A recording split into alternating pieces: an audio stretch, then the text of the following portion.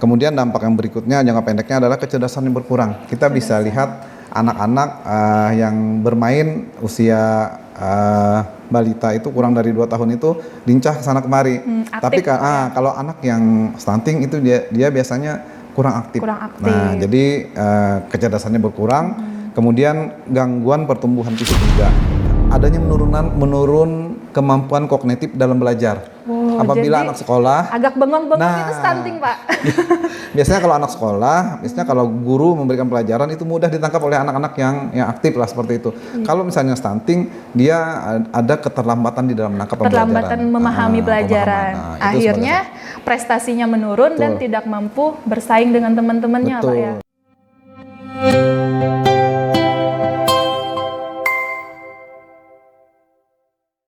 Assalamualaikum warahmatullahi wabarakatuh. Selamat bergabung di podcast IJJLA IJ Suara. Dipersembahkan oleh Media Center Dinas Komunikasi dan Informatika Kabupaten Barito Kuala sebagai wadah bincang-bincang seputar pemerintahan dan masyarakat Barito Kuala yang dikemas ke dalam sebuah podcast. Bersama saya sebagai host Wikener Aini. Ya, Sobat Minfo, pasti sudah tidak asing dengan kata stunting, karena isu stunting sudah gembor beredar dari beberapa tahun ke belakang, bahkan dibahas dalam debat Capres. Pada tahun 2024 ini, target stunting nasional pemerintah berada di bawah 14%. Permasalahan stunting bukan hanya tugas negara untuk mengentaskannya, namun kita pemerintah, daerah, dan masyarakat harus kompak bersama menghadapi permasalahan stunting, terlebih untuk mengentaskannya. Untuk membahas itu semua, bersama saya sudah hadir narasumber Bapak Haji Muhammad Halimuddin, SKM MPH, Kepala Bidang Kesehatan Masyarakat Dinas Kesehatan Kabupaten Barito Kuala. Apa kabar Bapak? Alhamdulillah baik, Kak. Sehat Pak? Alhamdulillah. Iya, kita hari ini bahas stunting Pak. Masyarakat pada umumnya pasti tahu apa itu stuntingnya, berkisar pada anak kerdil Pak ya. Yeah. Kita taunya anak kerdil stunting, tapi apakah stunting itu hanya berkaitan dengan tinggi badan? Nah, pasti Bapak bisa bantu kita memahami apa itu stunting. Karena tema kita pada hari ini Pak, perilaku hidup sehat untuk cegah stunting. Pasti berkaitan dengan stunting. Mari kita bersama-sama membahas stunting bersama Bapak. Pemirsa, beliau ini Kepala Bidang Kesehatan Masyarakat, namun sudah 21 tahun Pak ya di Dinas Kesehatan Kabupaten Barito Kuala. Dan sebelumnya sempat menjadi Kepala Bidang kami juga. Dan Kepala Bidang saya sekaligus pelatih pembimbing mentor saat Latsar CPNS Pak ya. Terima kasih Pak, berkat arahan dan bimbingannya saya berhasil menuntaskan pendidikan dasar CPNS Pak. Dan hari ini kita bertemu lagi membahas stunting. Pak, stunting diketahui kan Pak ya, masyarakat umum tahunya stunting itu adalah anak kerdil berkaitan dengan tinggi badan. Dan isu ini sudah dibahas beberapa tahun ke belakang oleh pemerintah dan masyarakat dan oleh media juga. Jadi stunting ini sepertinya adalah hal yang harus pokok kita entaskan Pak. Bahkan kita habiskan dari daerah kita. Boleh Pak dijelaskan dulu Pak, apa itu stunting?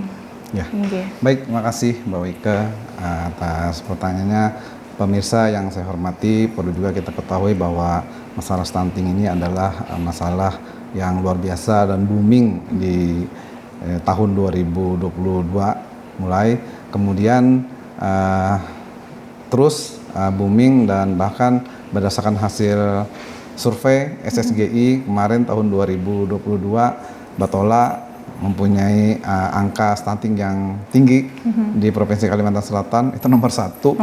Ya, 33,6%.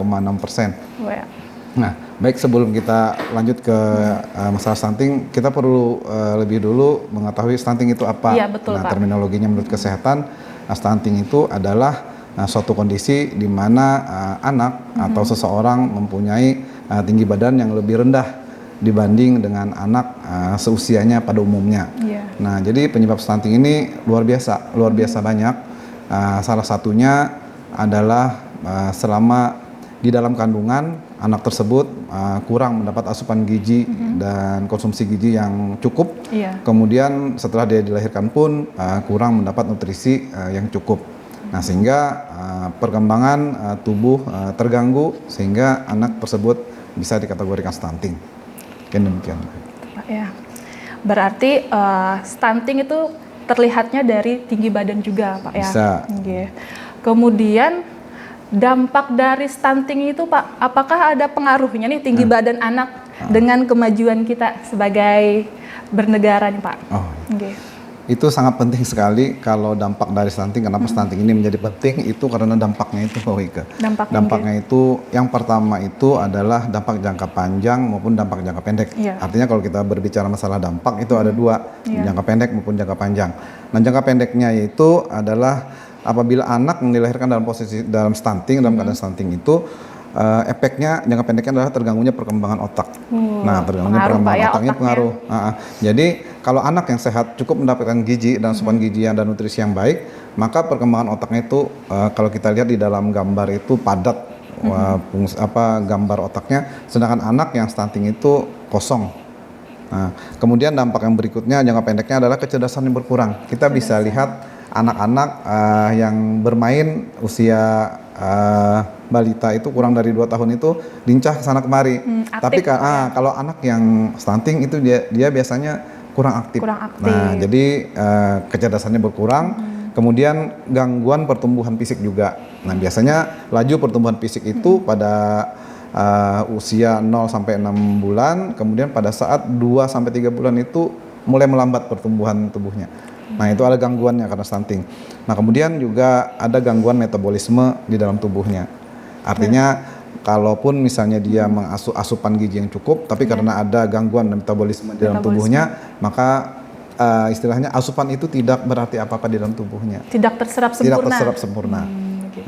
Nah, kemudian dampak berikutnya, dampak jangka panjangnya itu adanya menurun kemampuan kognitif dalam belajar.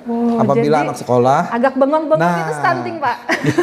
Biasanya kalau anak sekolah, biasanya kalau guru memberikan pelajaran itu mudah ditangkap oleh anak-anak yang aktif lah seperti itu. Kalau misalnya stunting, dia ada keterlambatan di dalam menangkap pembelajaran. Keterlambatan memahami pelajaran. Akhirnya prestasinya menurun dan tidak mampu bersaing dengan teman-temannya, Pak, ya. Nah, kemudian dampak berikutnya adalah menurunnya kekebalan tubuh bagi anak yang menderita stunting. Biasanya dia mudah sakit sedikit-sedikit, misalnya keluar, misalnya ada musim hujan atau angin deras, masuk angin atau batuk pilek seperti itu. Batuk, Pak, ya. Itu menyebabkan anak mudah sakit. Nah, kemudian dampak jangka panjangnya, kemudian disebutkan memang ada kerugian ekonomi karena misalnya kurang bisa berkarya, ya kan? Di masa depannya. Kemudian di masa tuanya pun dia resiko untuk terkena penyakit itu lebih besar. Misalnya penyakit yang obesitas, gangguan pembuluh jaringan, kemudian stroke juga, dan banyak penyakit-penyakit lain biasanya yang rentan sekali diidap oleh anak-anak yang pada masa kecilnya itu stunting. Pada masa kecilnya stunting. Berarti efeknya ini jangka panjang. Jangka panjang. Ya? Betul, di masa pertumbuhannya dia tidak mampu bersaing bersama teman-temannya, kemudian dia tidak mampu memenuhi dirinya sendiri, sehingga akan menjadi beban untuk lingkungan sekitarnya. Dan di masa tuanya kemungkinan akan mudah terserang penyakit. Wah, dampak yang luar biasa, pemirsa. Semoga kita bisa mengentaskan stunting dari daerah kita. Amin. Itu cita-cita bersama, Pak, ya, pemerintah. 2045 Indonesia Emas. Semoga bisa terwujud. Amin. Apalagi pemerintah daerah Kabupaten Barito Kuala kita ini setelah 2 tahun, Pak, ya, sudah rembuk stunting turun ke kecamatan. Betul.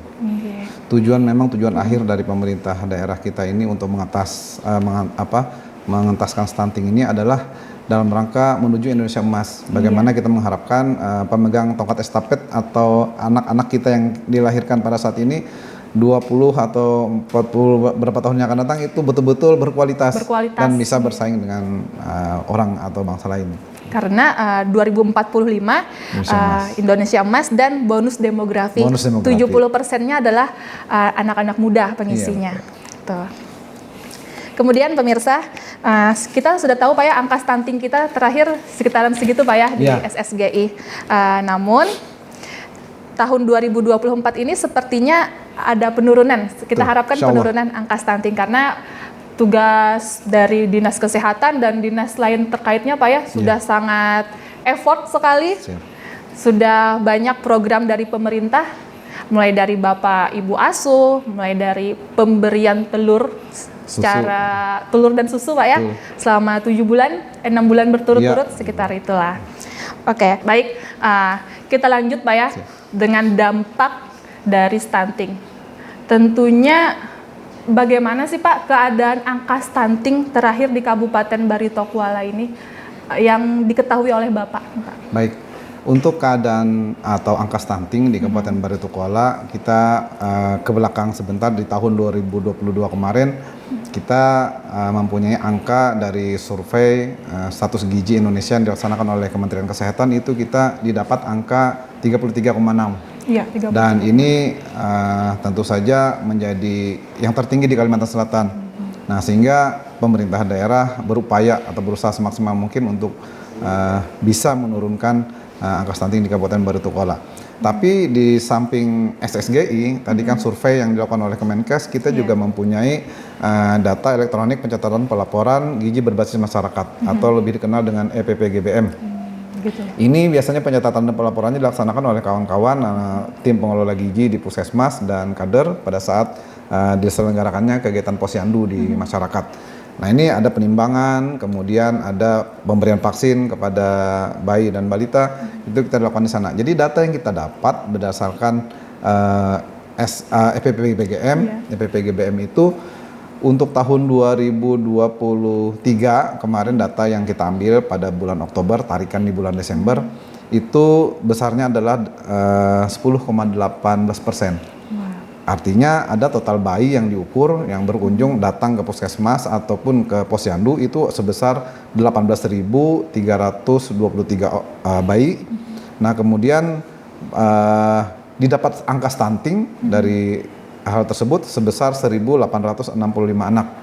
Nah, kalau dikalkulasi itu persentasenya adalah 10,18%.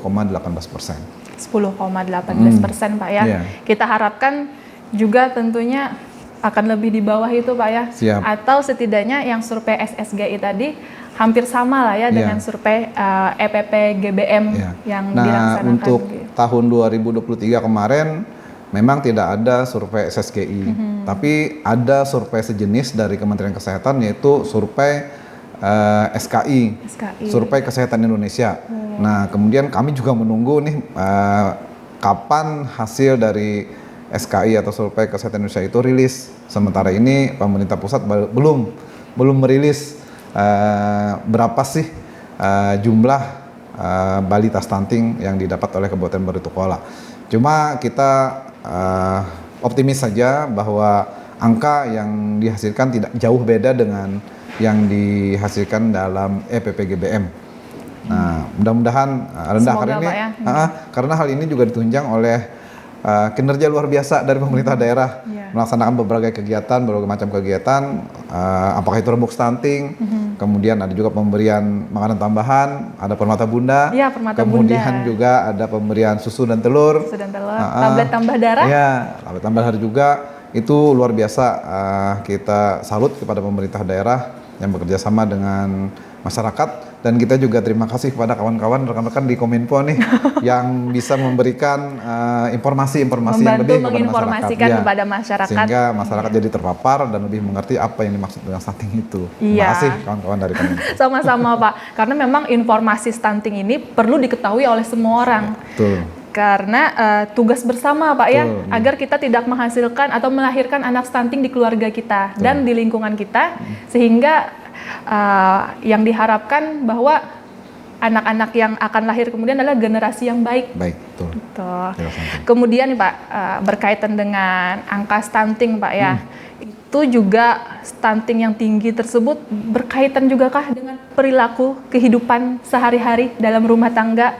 Yang dimaksud dengan perilaku hidup bersih dan sehat, betulkah Pak? Betul. Boleh Pak dibantu disampaikan perilaku yang bagaimana Pak? Baik, berkaca pada Perpres nomor 72 tahun 2021 itu bahwa di dalam mengetaskan stunting itu kita ada intervensi. Ada 2 intervensi yang dilaksanakan, yaitu yang pertama intervensi secara spesifik dan intervensi secara sensitif. Sensitif. Nah, kalau yang secara spesifik yaitu biasanya sebagian besar di bidang kesehatan, apakah itu penimbangan, kemudian pemberian asupan gizi, kemudian sosialisasi maupun pembelajaran apapun yang diberikan kepada masyarakat agar masyarakat ini bisa terpapar, bisa mencegah stunting.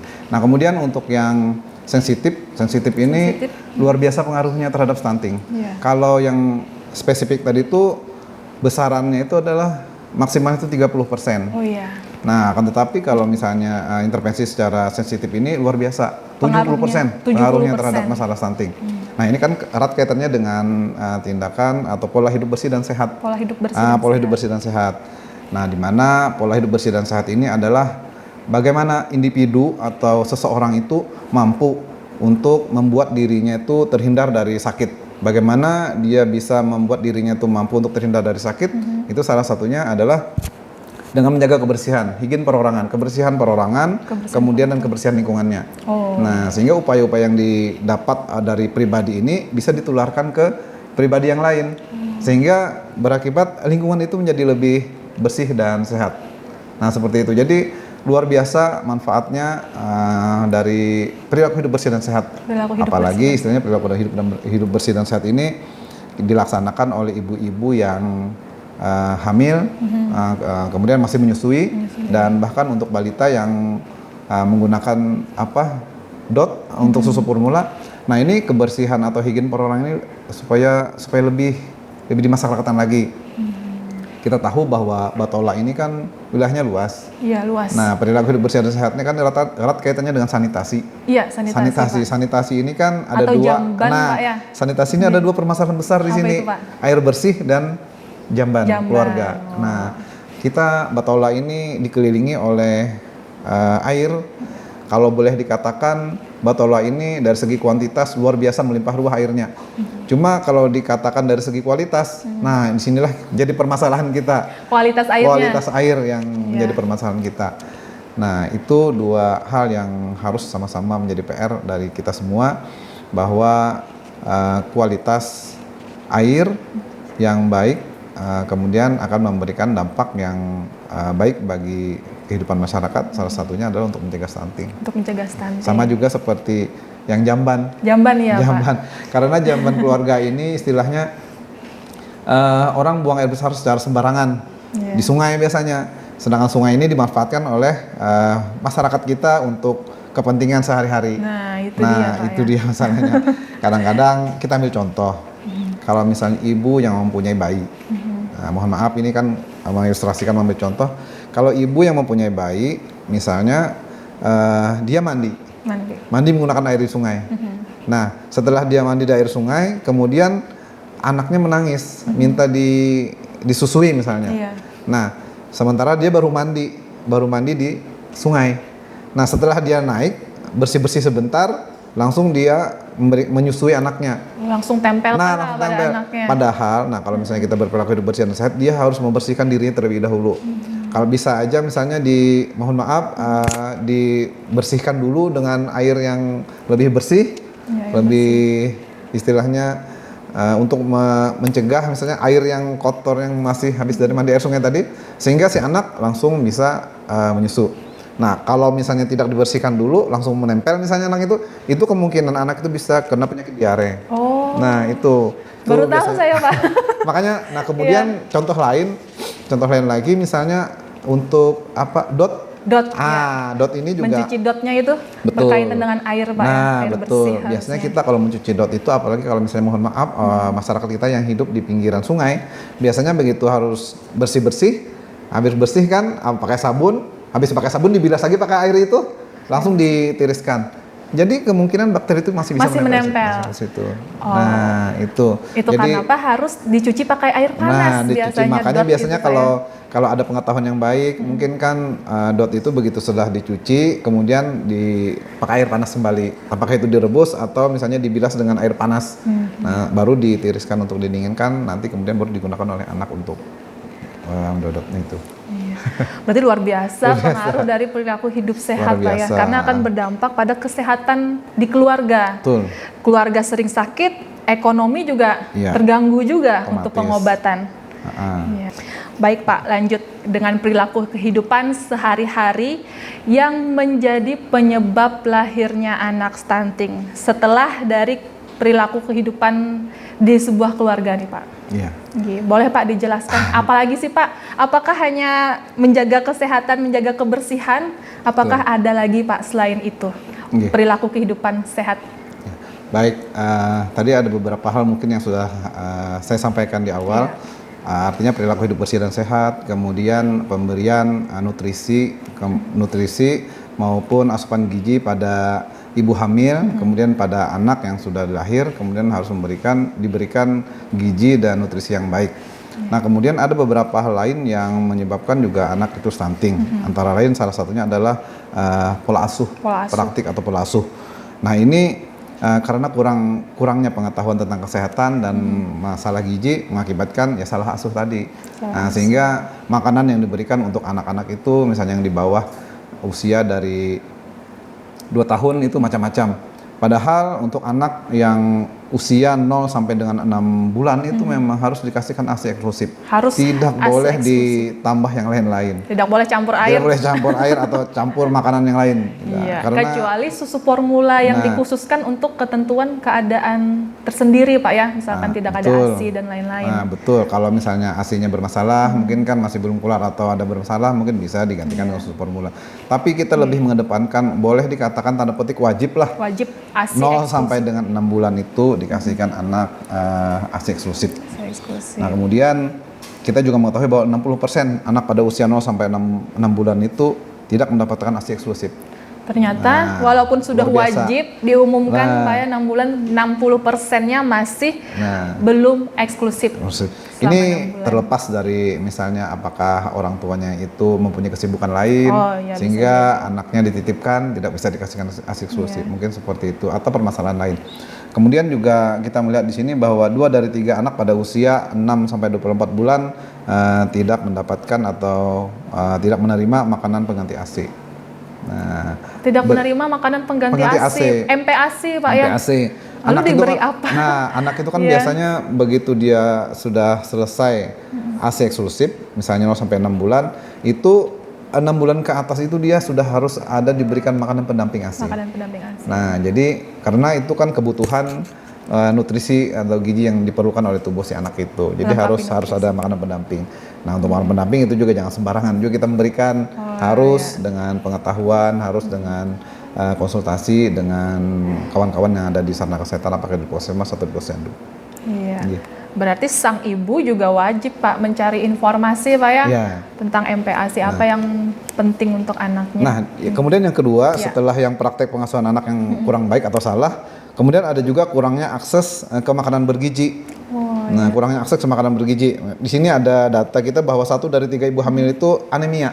Kekurangan darah.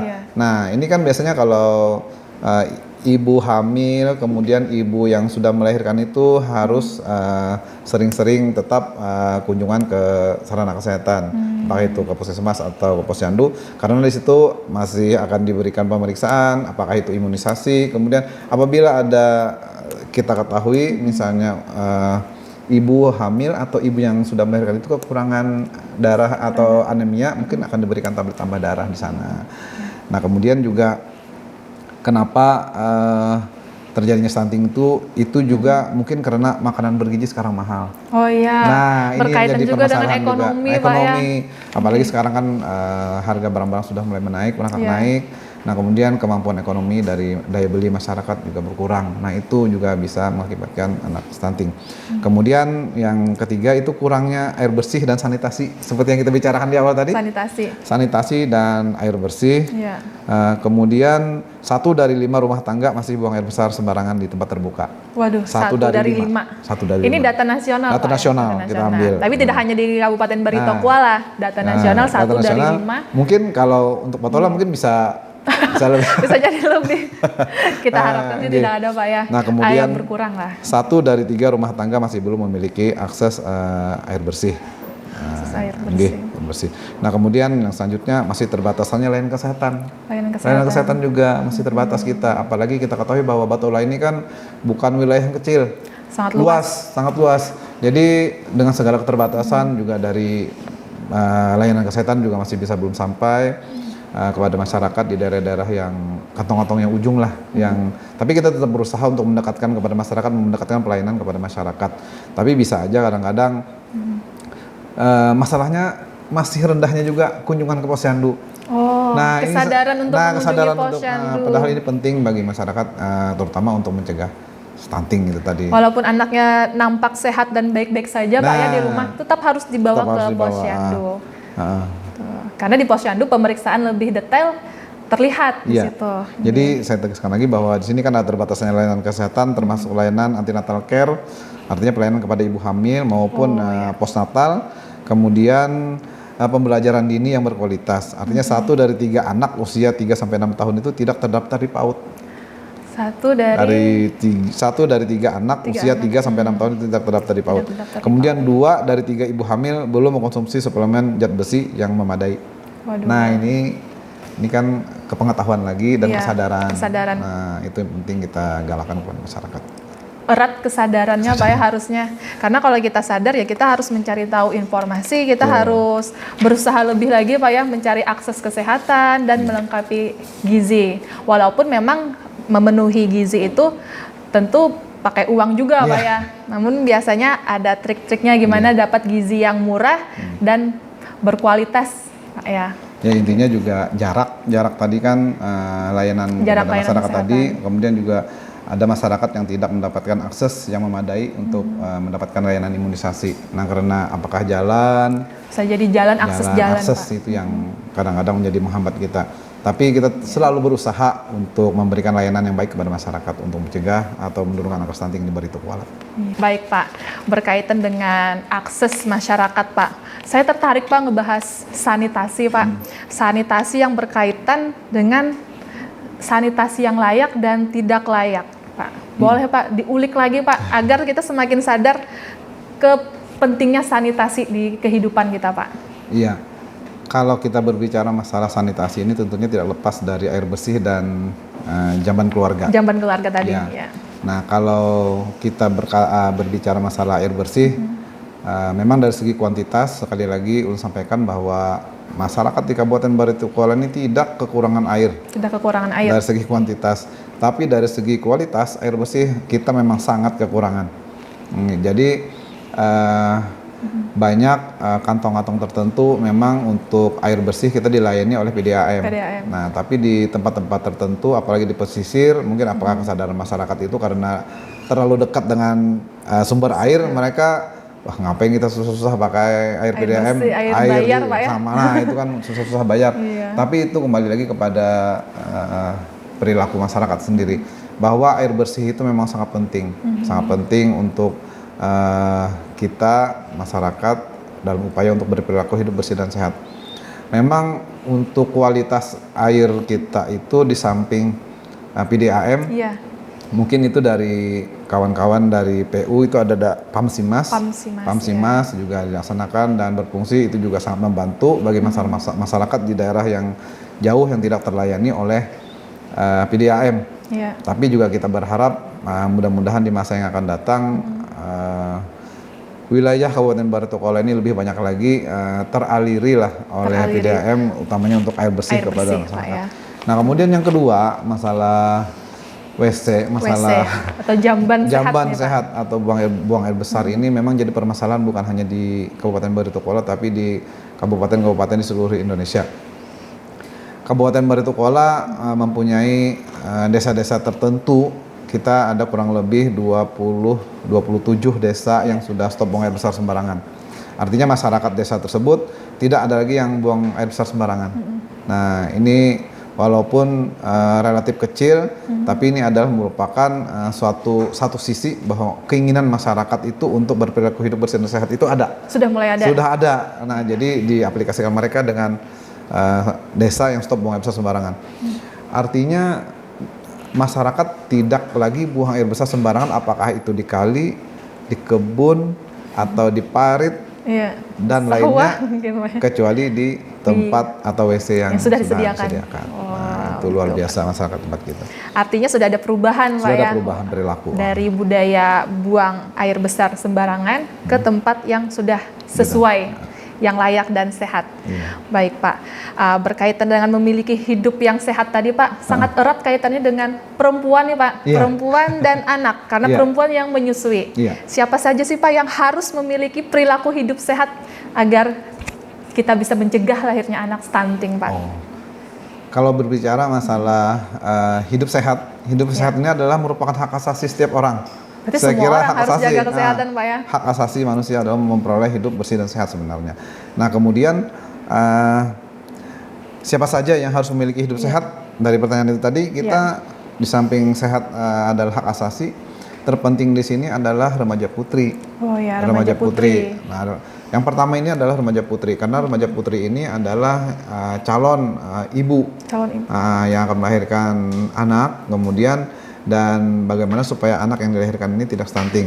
Itu kita bisa mengintervensi si remaja putri ini, antara lain dengan memberikan pengetahuan apa itu stunting, kemudian bagaimana efek bahayanya stunting, kemudian bagaimana solusi atau cara untuk mengatasi masalah stunting. Itu perlu kita berikan informasi tersebut kepada mereka. Nah, kemudian kita juga memberikan, ada program pemerintah itu pemberian tablet tambah darah. TTD. TTD, tablet tambah darah ini. Artinya kan remaja putri ini kan biasanya ada letih, lesu, apalagi pada saat mohon maaf misalnya menstruasi kan. Oh, iya. Nah, kan Kekurangan banyak darah. kekurangan banyak darah, kemudian itu perlu juga diberikan dengan tablet tambah darah. Dan ini juga kita bekerja sama dengan Dinas Pendidikan, bagaimana strateginya agar tablet tambah darah yang diberikan oleh kawan-kawan dari Dinas Kesehatan itu bisa betul-betul sampai dan diminum oleh remaja putri tersebut. Oleh yang bersangkutan, Pak, ya. Kadang-kadang kita untuk pelaporan 100% bahwa tablet tersebut, tablet tambah darah itu kita berikan, tapi ternyata hasilnya tidak 100% diminum. Berarti kesadaran untuk meminum tablet itu kesadaran tambah betul. darah perlu lagi, Pak, ya, lagi. untuk remaja putri atau remaja yang di sekolahan, Pak, ya? Remaja sekolah ini usia kemudian sekolahan. kita kerjasama dengan Dinas Pendidikan dan sudah diadop kemarin strateginya atau solusinya dapat bagaimana kita untuk minum tablet tambah darah bersama. Satu hari dalam seminggu itu diadakan minum tablet tambah darah bersama. Artinya supaya sama-sama meminum dan dihadiri oleh guru-gurunya yang sudah kita lihat. Artinya tablet tambah darah tersebut memang betul-betul diminum. Nah, kenapa remaja putri? Kemudian pada saat remaja putri ini beranjak dewasa, itu kan mereka sudah persiapan untuk pranikah atau untuk menikah, kemudian mempunyai bayi. Nah, pada saat seperti itu mereka sudah harus memperhatikan yang pertama tadi perilaku hidup bersih dan sehat, kemudian asupan gizi atau makanan yang dimakan itu adalah makanan yang bergizi. Karena ini dampak jangka panjangnya adalah kalau dia mempunyai hamil dan mempunyai anak, itu anaknya misalnya pada saat hamil dalam kandungan itu betul-betul bisa mengkonsumsi nutrisi gizi yang diperlukan oleh tubuhnya, sehat dari ibunya. Kemudian apabila dia melahirkan, maka dia pun akan memberikan nutrisi gizi kepada anaknya sesuai dengan pengetahuan yang didapatnya. Nah, sehingga anaknya itu tidak mengalami stunting. Nah, kemudian yang tidak kalah pentingnya laki-laki ini juga remaja putra ini kan calon ayah nih. Apakah perlu TTD juga, Pak? Tidak. Apa itu, Pak? Tapi dia perlu mendapatkan pengetahuan yang baik, bagaimana misalnya stunting itu apa, kemudian dampak stunting itu apa, kemudian bagaimana solusi untuk mengatasi stunting. Kemudian yang perlu juga mendapatkan pengetahuan ini adalah orang tua. Orang tua kan punya anak, apalagi anak ini kan remaja putri nih. Jadi dia bisa mengarahkan anaknya itu supaya mengkonsumsi makanan yang bergizi, sehat, kemudian agar nanti kalau punya anak nanti tidak stunting. Seperti itu. Agar anaknya nanti sehat. Anaknya sehat. Seperti itu. Jadi luar biasa intervensi yang harus kita lakukan. Yang pertama tadi sehat adalah merupakan hak asasi. Kemudian untuk memberikan pengetahuan tentang bahaya stunting itu kepada remaja putri, kemudian kepada calon suaminya, remaja putra juga, kemudian maupun orang tua yang mempunyai anak putri. Itu yang boleh kita. Menarik, Pak. Jadi tidak hanya dibebankan pada remaja putri, Pak, ya. Remaja putra pun harus mengetahui informasi tentang gizi yang baik karena nanti dia yang akan mencukupi kebutuhan keluarganya, yang akan memenuhi gizi istri dan anaknya. Iya, betul sekali. Baik, Pak.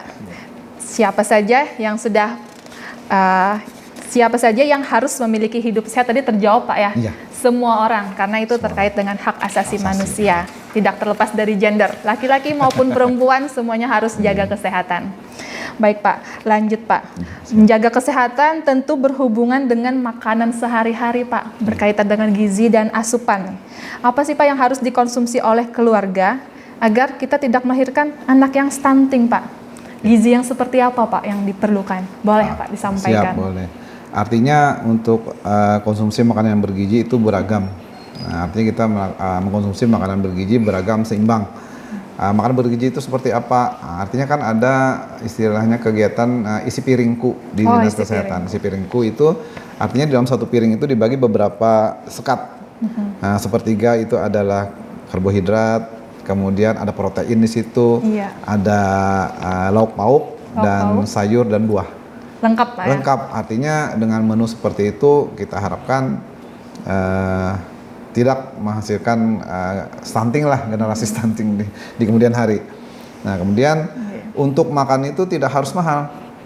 Ya, kita bisa memanfaatkan kearifan lokal atau bahan-bahan lokal yang ada di sekitar kita. Nah kalau misalnya sumber karbohidrat itu tidak hanya dari nasi kan? Iya, tidak hanya dari nasi. Ya, bisa kita penuhi dari singkong. Dari singkong boleh, dari ubi boleh kita penuhi. Kemudian untuk yang nabati, lemak nabati atau kan bisa dapat dari daging, dari ayam misalnya kan? Daging, ayam boleh. Telur bisa telur jadi, Pak, bisa ya? Untuk protein. Kemudian juga kita, apalagi masyarakat di tempat kita ini kan sayur banyak.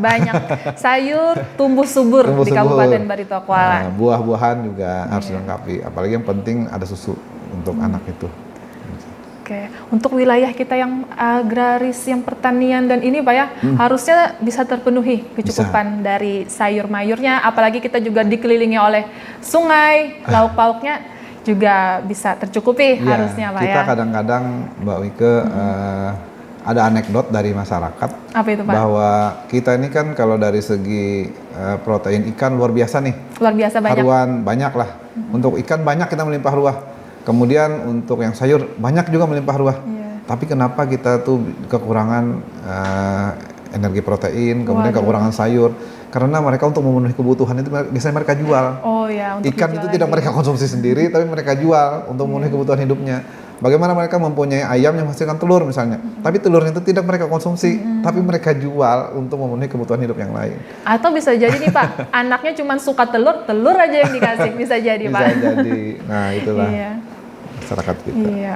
Baik Pak, kita lanjut Pak. Berkaitan dengan stunting Pak ya, tentunya kita tidak ingin ada anak stunting di lingkungan kita.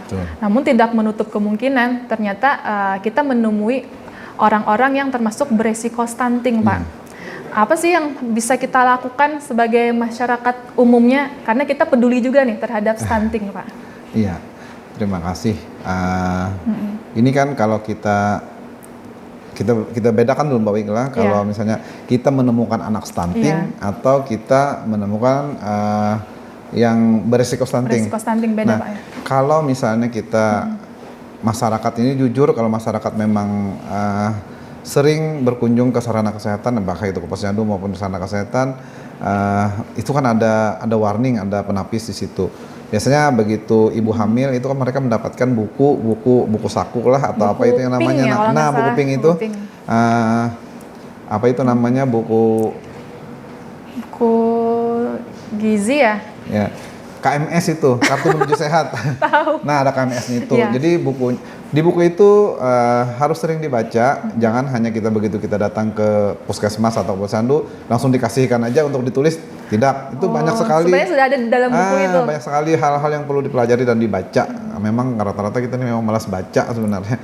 Nah, kalau memang mereka sudah baca, mereka tahu apakah memang mulai dari hamil itu mereka itu apakah sudah sesuai dengan matrik atau diagram grafiknya Pak ya. Grafik itu biasanya kan kalau misalnya keluar dari grafik hijau, apakah itu turun ke bawah itu kan merah. Itu ada warning sudah di situ. Kalau mereka yang rajin ke sana itu berarti kita akan mudah untuk mengintervensinya. Sehingga kita tidak sampai mendapatkan anak itu stunting. Nah, beda kalau misalnya anak orang tua itu yang jarang membawa anaknya ke posyandu.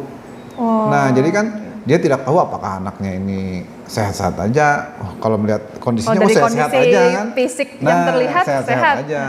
Tapi kan kalau dari segi misalnya ditimbang atau diukur tinggi mungkin mereka masuk kategori stunting. Nah, kalau kita mengetahui hal-hal seperti itu, kita bawa aja. Ini kan pertanyaan tadi, apakah kalau kita mengetahui ini ada orang stunting, mungkin stunting atau tidak gitu. Sikap kita adalah yang pertama kita bawa aja, kita sarankan atau kita bawa ke sarana kesehatan. Nah, di sana akan dilakukan intervensi secara spesifik lebih dahulu. Akan dibaca mungkin riwayatnya bagaimana, apakah sudah imunisasi lengkap atau tidak, kemudian dari segi penimbangan seperti apa, kemudian dilihati status gizinya. Nah, kalau memang status gizinya itu perlu diperbaiki, mungkin dia akan diintervensi secara diberi susu atau telur segala macam, kemudian akan dilengkapi imunisasinya. Nah, kemudian setelah itu selesai juga kita perlu lihat intervensi secara sensitifnya apa, kita lihat rumahnya. Survei ke rumahnya Pak ya. Kita lihat ini anaknya apakah memang atau orang tuanya memang warga di situ, lingkungan situ, atau memang ada orang dari luar masuk ke lingkungan situ. Nah, masalahnya kan kalau misalnya dari luar masuk ke situ kan tidak terpantau oleh posyandunya. Nah, kemudian kalau misalnya kita masyarakat di situ, kita lihat bagaimana untuk air bersihnya. Nah, kemudian bagaimana untuk yang sanitasinya. Artinya kalau kita mengintervensi, kita harus mengintervensinya secara keseluruhan, menyeluruh. Jangan kita mengintervensinya misalnya, ini cuma kasihkan telur. Cuma mengobati Pak ya, emang memberikan kita, ini harus kita suplemen misalnya. Kalau sudah, ini sudah ada stunting lagi, kita lepas. Seperti itu. Artinya kita harus terus-terusan, terstruktur Pak ya. Sehingga mereka mempunyai mendapatkan sarana layanan air bersih, kemudian dan sanitasinya yang baik. Nah, kalau misalnya tidak, misalnya anak stunting, kita intervensi, kita obati, kita kasih makan, kita kasih susu, kasih telur, sudah tidak stunting lagi, tapi begitu dia balik ke rumahnya, dia masih mengonsumsi air yang bersih yang tidak bersih misalnya. Kemudian buang air besarnya sembarangan, akhirnya dia kena diare lagi, kemudian dia akan sakit. Jadi apa yang dikonsumsi itu tidak menjadi energi atau kadang menjadi awak, kalau bahasa kita tuh masuk keluar lagi seperti itu. Iya. Berarti pemerintah sudah komplit sebenarnya Pak ya, menyediakan layanan kesehatan untuk masyarakat. Dari buku panduan itu tadi Pak ya, ada. Di situ lengkap sudah informasi tentang ibu hamil apa saja yang harus dilakukan. Dan apabila dia terlihat beresiko stunting pun kita bisa melaporkan ke pos layanan kesehatan yang terdekat, dan tidak perlu bayar Pak ya. Semuanya pasti dijamin oleh pemerintah. Apalagi kalau misalkan disurvei lagi ke rumah, bisa jadi ada tambahan bantuan lagi Pak ya, memperbaiki kondisi lingkungan rumahnya. Betul, saya sangat luar biasa perhatian pemerintah kepada masyarakat itu, luar biasa. Iya. Saya akui itu Pak, luar biasa. Karena stunting memang kerja keras sekali Pak, kerja keras. Dari angka sekian puluh persen ke berapa persen, apalagi cita-cita untuk mengentaskan angka stunting. Perlu bantuan oleh semua pihak. Bisa jadi sektor swasta pun juga bisa terlibat Pak ya, dalam bantuannya. Baik Pak, sudah cukup panjang diskusi kita Pak ya, bisa dianggap diskusi kita terhadap stunting. Terakhir Pak, boleh berikan saran Pak kepada penonton di rumah, bagaimana kita bersama mencegah lahirnya anak stunting, dan berikan himbauan Pak kepada kita semua pentingnya kebiasaan perilaku hidup sehat bagi kehidupan. Kami menyarankan kepada masyarakat Kabupaten Baritokwala khususnya bahwa kita perlu untuk memberikan pengetahuan yang lebih baik lagi kepada masyarakat khususnya masyarakat Baritokwala, baik itu semua elemen lah harus mengetahui permasalahan stunting ini, sehingga kita bisa mengetahui dampak dari stunting itu apa, kemudian solusi untuk mengatasi agar tidak mempunyai anak stunting itu seperti apa. Artinya kita perlu meningkatkan pengetahuan, menyebarluaskan informasi kepada masyarakat kita, baik itu orang tua, remaja putri maupun remaja putra. Nah, apalagi istilahnya kalau yang remaja putri, sebagaimana saya sebutkan di awal tadi, sebagai calon ibu, nah mereka harus memahami apa itu stunting, kemudian resiko stunting itu, bahkan untuk solusinya pun dia sudah hafal. Sehingga kita harapkan kedepannya masyarakat Kabupaten Baritokwala itu mempunyai pengetahuan yang baik masyarakatnya tentang stunting, sehingga sama-sama kita berjuang, sama-sama kita berusaha dalam menuju Baritokwala yang lebih baik lagi, kemudian menghadapi Indonesia Emas tahun 2045. Kita harapkan stunting kita jauh menurun dengan adanya pengetahuan yang baik dari masyarakat kita. Mungkin itu yang saya sampaikan. Iya. Boleh saya simpulkan, Pak? Boleh, silakan. Iya. Jadi sebenarnya ya, perilaku hidup sehat ini adalah hak asasi manusia setiap orang. Semuanya harus menjaga kesehatan dan pentingnya pengetahuan kita terhadap kesehatan. Mulai dari keluarga dan di lingkungan sekolah, Pak ya, sudah kita cari tahu informasi tentang kesehatan dari remaja putri maupun remaja putra. Karena dampaknya adalah dampak jangka panjang.